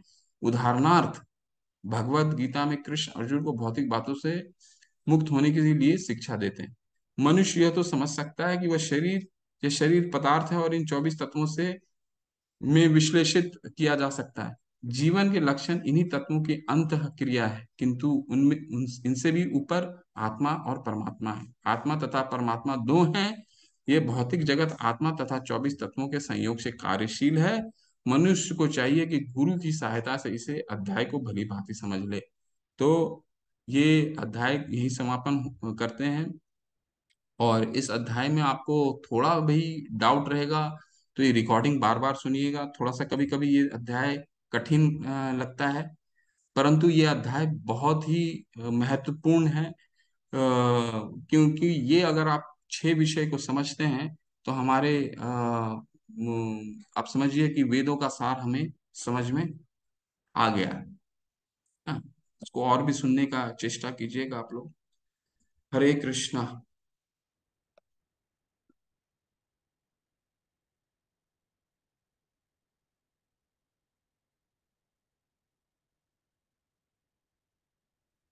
आप में से आज किसी का प्रश्न है कुछ तो आप लोग चैट में डाल सकते हैं या फिर प्रश्न कर सकते हैं। अगर समझने में कुछ ये हुआ होगा दोबारा वीडियो देखिए, क्योंकि कभी कभी पहला बार सुनते हैं कोई भी तो थोड़ा सा कठिन लगता है। बट ये बार बार सुनिएगा तो बहुत ही सरल है विषय समझना। ठीक है, कोई पीडीएफ पढ़िए, बहुत कुछ ऐसा विशेष नहीं है। बस इतना याद रखना है, हर में आत्मा और परमात्मा दोनों है। पुरुष परमात्मा है और आत्मा है क्षेत्रज्ञ। आत्मा परमात्मा दोनों, ज्ञाता भी परमात्मा है। तो ये बस ध्यान रखिए। ठीक है, किसी का कोई प्रश्न है तो आप लोग हैंड रेज कर सकते हैं।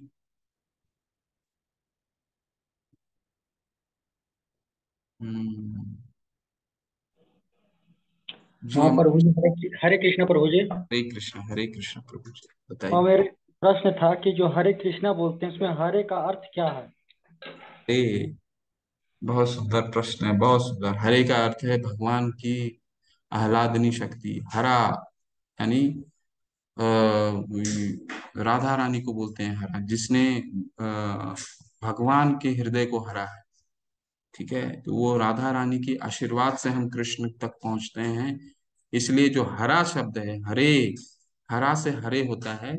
तो हरे कृष्णा, जैसे माता से माते हम लोग बोलते हैं, ठीक है, सीता से सीते बोलते हैं, इसीलिए हरा से हरे है। और हरा क्या है? भगवान की आह्लादनी शक्ति। वो आह्लादनी शक्ति कौन है? राधा रानी है। ठीक है, तो वो राधा रानी कौन है? जो भगवान के हृदय को जिन्होंने हरा है।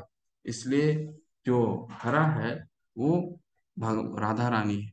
इसलिए हम शुरू में ही हरे कृष्णा बोलते हैं, यानी कि राधा रानी की कृपा से हमें भगवान कृष्ण का शरणागति हो। इसलिए हरे कृष्णा कृष्णा कृष्णा हरे हरे, हरे राम राम राम हरे हरे। जी। विशाल सिंह प्रभु जी क्या लिख रहे हैं? हरे राम में राम का क्या अर्थ है? राम का अर्थ भगवान राम है ना। और कुछ नहीं, भगवान राम तो स्वयं कृष्ण है। कोई भगवान है तो राम जो है उनको हम राम का, वो राम है, भगवान राम। हरे कृष्णा कृष्णा कृष्णा हरे हरे, हरे राम राम राम हरे हरे। तो राम, भगवान राम को हम याद करते हैं, भगवान कृष्ण को याद। तो ये जो पूरे 16 शब्द जो हैं वो पूरा ही नाम है भगवान का। ठीक है, उनकी शक्ति और उनका नाम है। हरे कृष्णा, हरे जो है राधा रानी हुई, कृष्णा भगवान हुए, हरे फिर राधा रानी। हम हरे से भगवान को प्राप्त करना है। हरे की भगवान की आराधनी शक्ति, यानी कि जो आह्लादनी शक्ति की कौन सी शक्ति होती है जो भगवान को आनंदित करती है, वो होते हैं आह्लादनी शक्ति। तो भगवान को हमेशा राधा रानी आह्लादित करती है। तो राम भी भगवान राम है। जी। और क्या बता रहे हैं? गौरव गौरी प्रभु जी बता रहे हैं, हरे कृष्ण प्रभु, राधा रानी के ऊपर कोई बुक हो तो बताने की कृपा करें। कृष्णा बुक पढ़िए प्रभु जी, कृष्णा बुक पढ़िए। और हम जो ये भगवत गीता पढ़ रहे हैं तो भगवान राधा रानी के आशीर्वाद से ही पढ़ रहे हैं। एक कृष्णा बुक है जो भागवतम का जो 10वां स्कंद है, वो राधा रानी है, भगवान का पूरी ब्रज में जो लीला है। लेकिन वो पढ़ने की, वो नहीं पढ़ने का आचार्य बताते हैं, वो जब आपको नहीं पढ़ना चाहिए जब तक आप पूरा भगवान के बारे में, उनकी लीलाओं के बारे में नहीं समझते हैं, तब तक वहां नहीं पहुंचना चाहिए। नहीं तो उसका गलत अर्थ लोग निकाल लेते हैं। इसलिए 10वां जो स्कंद है, कृष्णा बुक भी प्रभुपाद जी ने लिखा है, कृष्णा बुक, तो वो पढ़ सकते हैं। लेकिन आचार्य उसको बोलते हैं कि आप बिना 9 स्कंद के पढ़े उसको नहीं पढ़ना चाहिए, क्योंकि आपको सही उसका भाव समझ में नहीं आएगा। ठीक है, तो आप पहले भगवत गीता को अच्छे से अध्ययन कीजिए प्रभु जी। अब प्रभुपाद जी कहते हैं कि 6 बार मिनिमम पढ़ना चाहिए, भगवत गीता को समझना चाहिए। इतनी अच्छी ग्रंथ है, इतना अच्छा ग्रंथ है, हर बार पढ़िएगा तो एक नया एनर्जी और एक नया स्फूर्ति आपको दिखेगा भगवत गीता में। ठीक है, तो इसको, इसका अध्ययन कीजिए, इस पे अभी फोकस कीजिए। ठीक है, और ये जब भगवान की वाणी आप समझ जाएंगे, फिर लीला पे जाइए। ठीक है, तो सबसे basic foundation course of spiritual know how is Bhagavad Gita. एक बार आप भगवत गीता, भगवान ने क्या, भगवान की वाणी के बारे में आपने जान लिया, इसके बाद फिर नेक्स्ट स्टेप इज भगवान की लीला। भगवान की लीला आपने जान लिया, इसके बाद थर्ड स्टेप इज भगवान का भाव। ठीक है, वो एक अलग किताब है। ठीक है, और छोटी छोटी पतली पतली कई किताबें हैं प्रभुपाद जी के, उसको पढ़िए। बहुत सारी किताबें हैं, लेकिन जैसे कृष्णा पारिक प्रभु जी बता रहे थे कि कृष्णा भावना अमृत में पहला कदम, इसको, इसकी इसको पढ़िए। बट सबसे सर्वप्रथम भगवत गीता को पढ़िए, इससे अच्छी कोई ग्रंथ नहीं है। और ये भगवतों का सारे वेदों का सार है, तो सार को पढ़िए पहले।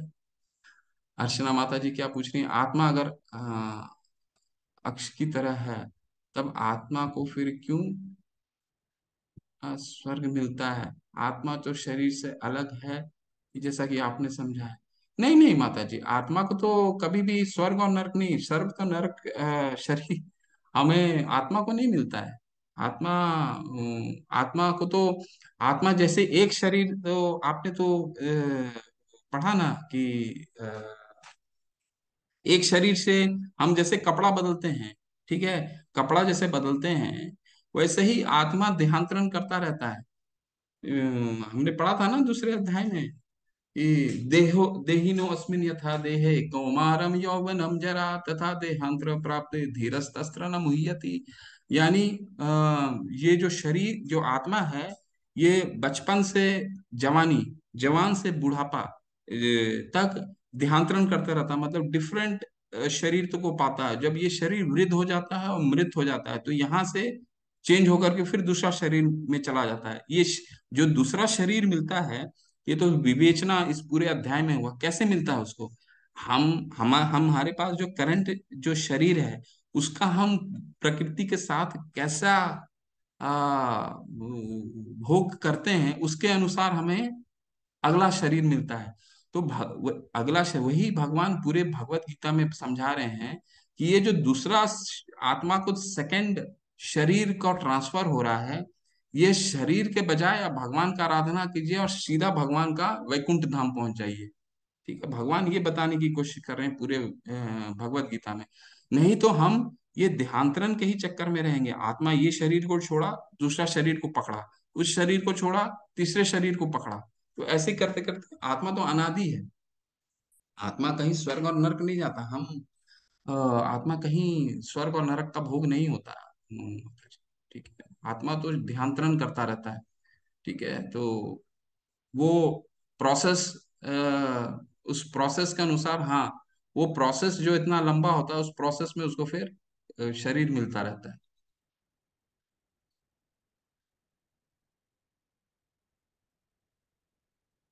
कौन बता रहे हैं, क्या है प्रश्न? राधे राधे प्रभु जी, हरे कृष्णा प्रभु जी। गणेश जी तो शिव जी के बेटे हैं, पर श्री राम चरितमानस में लिखा है कि जब शिव जी और पार्वती जी का विवाह हुआ, तब उन्होंने सबसे पहले गणेश जी की स्तुति की। और तुलसीदास जी ने ऐसा भी लिखा है कि मूर्ख लोग ये न समझें कि गणेश जी तो शिव जी और पार्वती जी के बेटे हैं। तो ये क्या स्तुति की, ये ये कैसे स्तुति की, इसको समझाएं गुरु जी। माता जी, मेरा इसमें ज्ञान नहीं है। मैं श्री राम चरितमानस नहीं पढ़ा हूँ। बट आपको मूल उद्देश्य समझा देता हूँ। जो बहुत को कंफ्यूजन रहता है, शिव जी कौन है, पार्वती जी कौन है। पार्वती जी लक्ष्मी जी की विष्णु के साथ रहती हैं, फिर लक्ष्मी जी हैं। और शिव जी कौन है, गणेश जी कौन है, ये मूल तत्व समझा देता हूँ आपको। मैंने श्री रामचरितमानस नहीं पढ़ा है, जो लेकिन शास्त्र क्या वर्णन करते हैं, श्रीमद् भागवतम क्या लिखता है, वो बता देता हूँ आपको। शिव जी जो है भगवान के, शिव तत्व अलग है। और शिव तत्व जो है, देखिए, भगवान में 64 गुण पाए जाते हैं। ठीक है, 64 गुण, 64। और इसके बाद स्नेहा, इसके बाद जो भागवतम में जो आता है, 94% पाए जाते हैं। 64 का 94% पाया जाता है विष्णु जी के पास, जो पुरुष अवतार में आए। ठीक है। और 84% शिव जी के पास वो रहता है, जो 64 गुण का 84% शिव जी के पास होता है। तो शिव जी जो है, वो उनका दो रूप है, एक सदाशिव और एक रुद्र रूप। तो सदाशिव जो है वो करीब करीब विष्णु तत्व के हैं।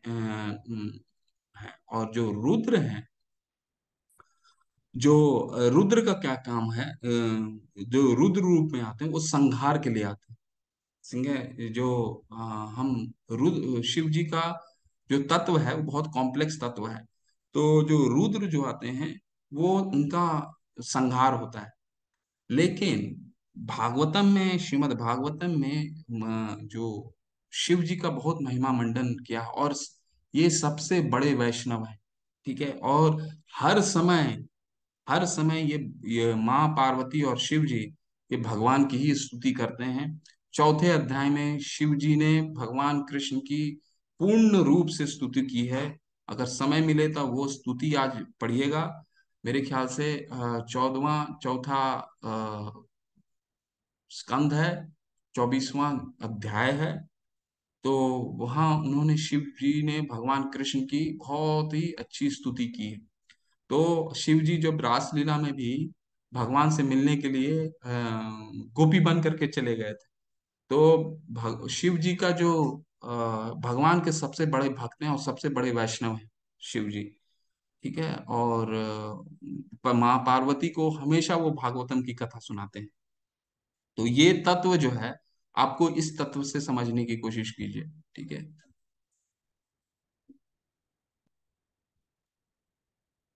जी अमरजीत प्रभु जी, क्या पूछना चाहते हैं, पूछिए। हाँ, हरे प्रभु। हरे कृष्णा प्रभु जी।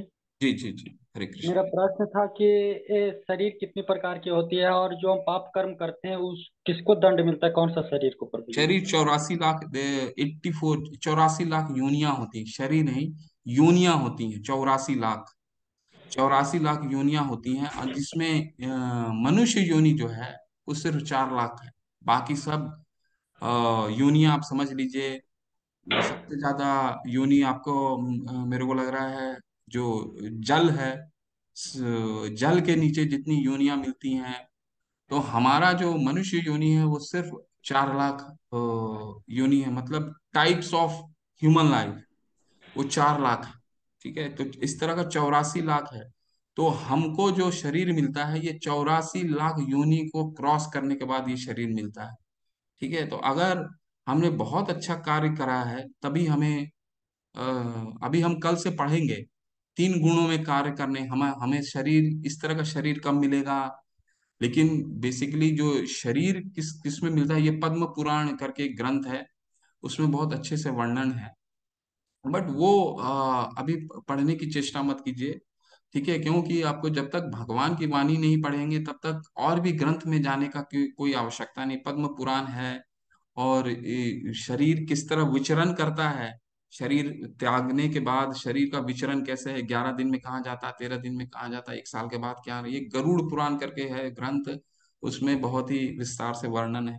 पर ये सब वेदों को पढ़ने का भी जरूरत नहीं है। अमरजीत प्रभु, कंसंट्रेट कीजिए, भगवत गीता का पहले फिलॉसफी समझने की कोशिश कीजिए, ठीक है, और इसी पे कंसंट्रेट कीजिए। और भगवान यहाँ पे क्या बता रहे हैं कि जो जो हमें शरीर मिलता है, उस सिंपल याद रखिए कि हमें जिस तरह से हम ये प्रकृति का भोग करते हैं, उसी प्रकार से हमारे को शरीर मिलता है। तो भगवान हमारे पूरे भगवत गीता में यही कह रहे हैं, क्यों चक्कर में पड़े हो इस प्रकृति को भोग करने के लिए, मत पड़ो। क्योंकि हम भोग कब करते हैं, जब अपने आप को स्वामी समझने लगते हैं कि हम ही भोगता है। भगवान यही समझाने की कोशिश कर रहे हैं, ये मत करो। क्या करना है, आप ये समझो कि आपको ये जो शरीर मिला है वो रेंट में मिला है, आपको रेंटल हैं आप, ठीक है। और ये जितनी भी प्रकृति की चीजें हैं ये आपकी नहीं है, मेरी हैं। तो आपको यूज एज अ रेंटल करना है। रेंटल, एज अ रेंटल आप कब यूज कर सकते हैं, जब आप ये समझ लीजिएगा कि ये जो जितनी भी वस्तु हैं ये आपके लैंडलॉर्ड की हैं। लैंडलॉर्ड कौन है, भगवान है, ठीक है। तो हम जब सारी वस्तुओं को भगवान का ही वस्तु समझ करके उपयोग करने लगेंगे, तो हमारा स्वतः ही प्रकृति से भोग से हम विरक्त हो जाएंगे। हम भगवान के, सारी वस्तु हम भगवान के लिए यूज कर रहे हैं। अब भाई हमने गाड़ी खरीदा, ठीक है, तो खुद भोग के लिए नहीं कर रहे हैं, आप खुद के लिए कर रहे हैं, लेकिन उससे मंदिर जा रहे हैं, भक्तों को लेके आ रहे हैं, भक्तों को लेके जा रहे हैं। फोन हमने खरीदा, फोन खरीदने का लक्ष्य ये नहीं होना है। मैं बहुत ही एक सामान्य उदाहरण समझा रहा हूँ कि हम उसको भोग करने के लिए कुछ करें, हम कुछ ऐसे उस पे चीजें देखें जो देखने के योग्य नहीं है, तो आप उसमें भगवान की चीजें देखिए, लेक्चर देखिए, कुछ चीज पढ़िए। उसमें इतना हम मोबाइल का कितना अच्छा उपयोग कर सकते हैं, ठीक है। जो डेड आवर्स होते हैं, डेड आवर्स, डेड आवर्स बहुत ही उपयोगी चीज है, बता देता हूँ आपको। डेड आवर्स क्या है, कि हमारे पास कई समय हम ट्रैवल करते रहते हैं, कई समय हम किसी का इंतजार करते रहते हैं। तो वो समय में जो है, कुछ कोई चीज पढ़िए, ठीक है, कोई चीज वीडियो सुनिए, किसी का किसी अच्छे आचार्य का लेक्चर सुनिए। इस्कॉन के इतने अच्छे लेक्चर्स आते हैं, बड़े बड़े आचार्य का लेक्चर सुनिए, ज्ञानवर्धन होगा। ठीक ठीक है, तो कहने का तात्पर्य क्या है, जितनी भी चीजें हैं भगवान की वस्तु समझ के उपयोग कीजिए, और इसको भोग की वस्तु की मानसिकता से हमें हटाना होगा। और इसका पहला स्टेप क्या है, भगवत गीता का अध्ययन। जी, हरे कृष्ण।